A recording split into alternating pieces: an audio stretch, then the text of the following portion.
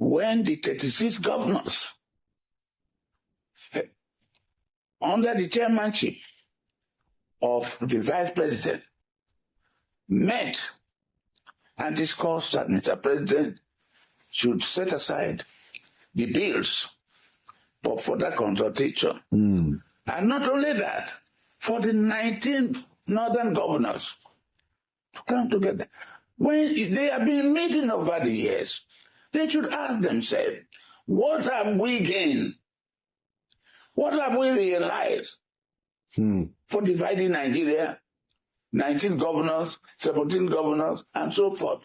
Today you have progressive governors and PDP governors.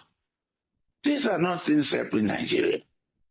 The constitution of Nigeria now with practice is bad. It's not good enough. By that meeting, the vice president, my good friend, his son, became a father. That he now has to carry news. The IPOC, to me, is not pursuing the right thing. When this war was fought, I told the IPOC leader, he was not born at the time. So for every appointment that has been made in this country, the Igbos are changed. So you don't think, say, the South, they part of that map? Because this is something they talk over and over again. Say if they come out, what is it? Delta, they part of Biafra. How can Delta be part of Biafra? In what way? Is Biafra older than Delta? Are they bigger than Delta? How can River State become part of Biafra? No, or Akwa Ibom. They are dreaming, thinking about the eastern region of those days of pre-independent, the time states were created. But I do not agree with him, the way he's fighting the fight. You are just killing your people. We are part of this country. We are not breaking away from Nigeria. We are part of this country. We have no reason to secede, provided we will belong to a country where all of us are equal. Provided our area will be developed. Provided we will be allowed to participate in the oil industry in our home. So, Chief, the talk say, make we not rule out in the nearest future, South, also coming up with a position, say, then they marginalized and they won't come out. We are not saying that. Who owns this country? Come out for who? Who owns this country? That I should now pack and go to where? We will fight for our rights here. And we are saying that they should mind their ways of doing things. When we got to the stage of taking our destiny into our own hands, you will know what we want, what we will do. Listen, this country we are, now we all got more. Not be one person, not one group of people. How would you describe Edwin's demise? Anyway, we've lost a great man, especially from the South, and the jaw man, and the robo man, and the shekiri man. He has the combination of all the three tribes that make up that Delta state today. He has fulfilled his days so much. He has done all that he needed to do. He was still even active until now that he has departed from us.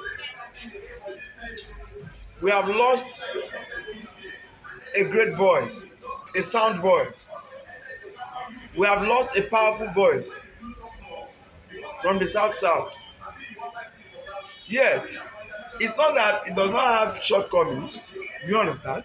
But I tell you that his shortcomings has always been outweighed by all He's standing for the truth. He has done so many things that have revealed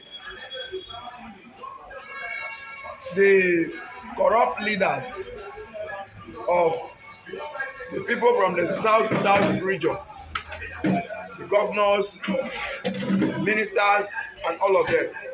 Is a checkmater to each and every one of them. Is a threat to corruption. You know, in recent political dispensation, Edwin Clark has become a threat to corruption. That whenever any leader is corrupt, people will say Edwin Clark is waiting for you, because he will take his pen and write strong-worded petition, and the petition will be acted upon, and that person will find his or herself in a hot soup. So now I begin to think, who will take his place? Who will be able to wear his shoes? Who will that shoe fit? I can hardly find anyone for now. For people like that, you can hardly find anyone to fit into their shoes.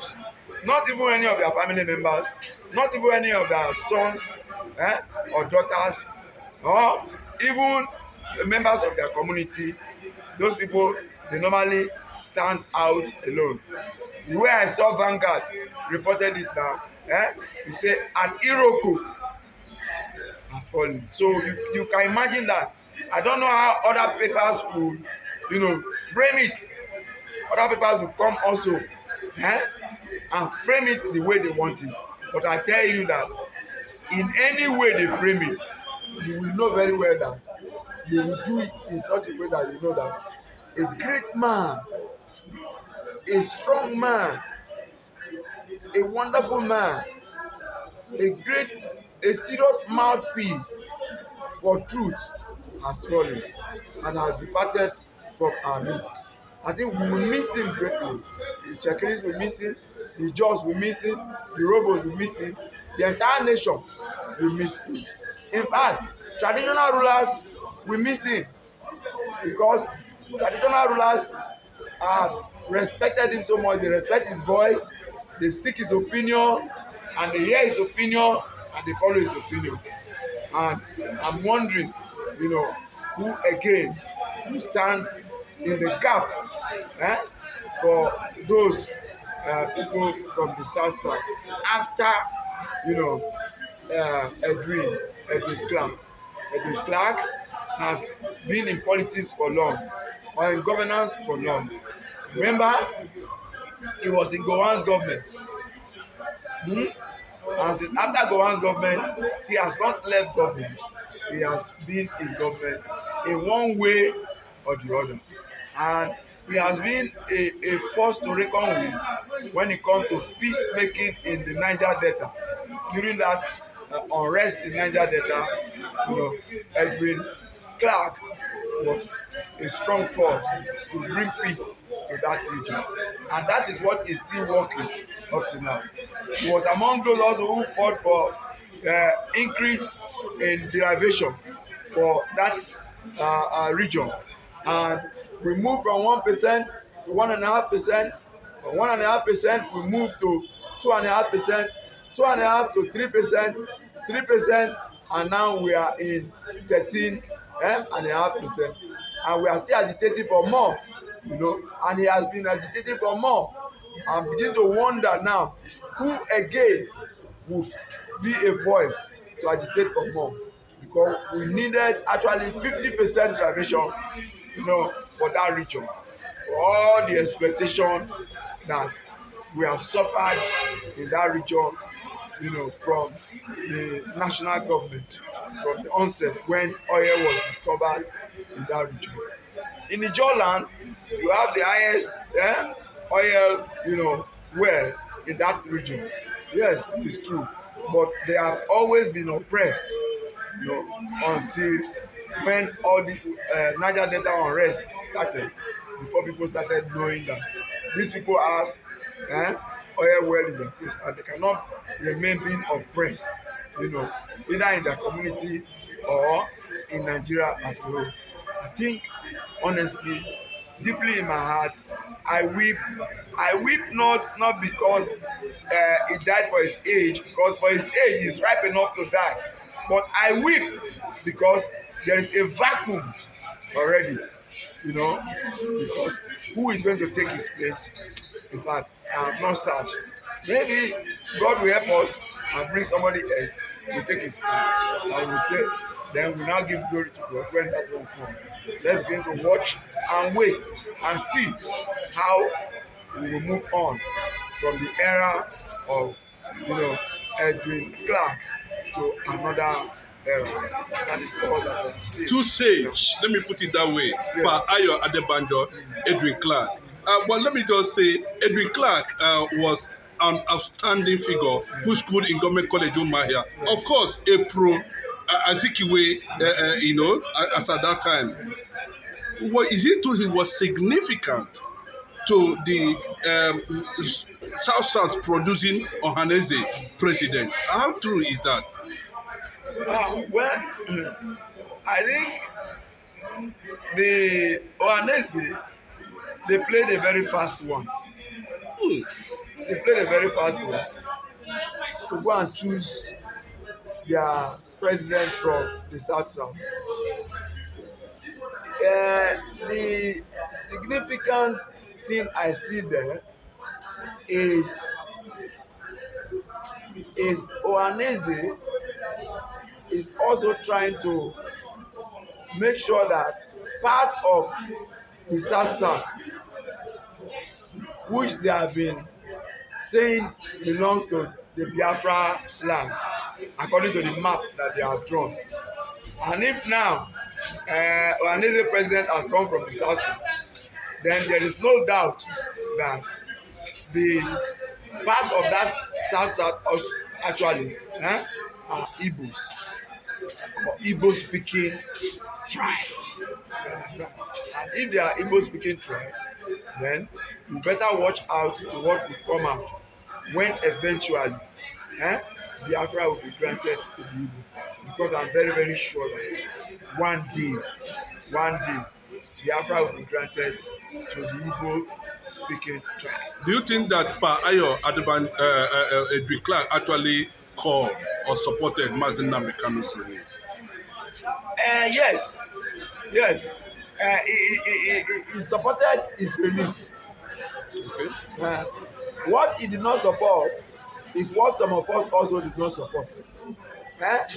Is drawing map without consultation. Yes. Yeah, you're right. If you want to draw map, consult with the people, discuss with the people will accept it, and then we know that we are part of you, and then we stand with you at all times. But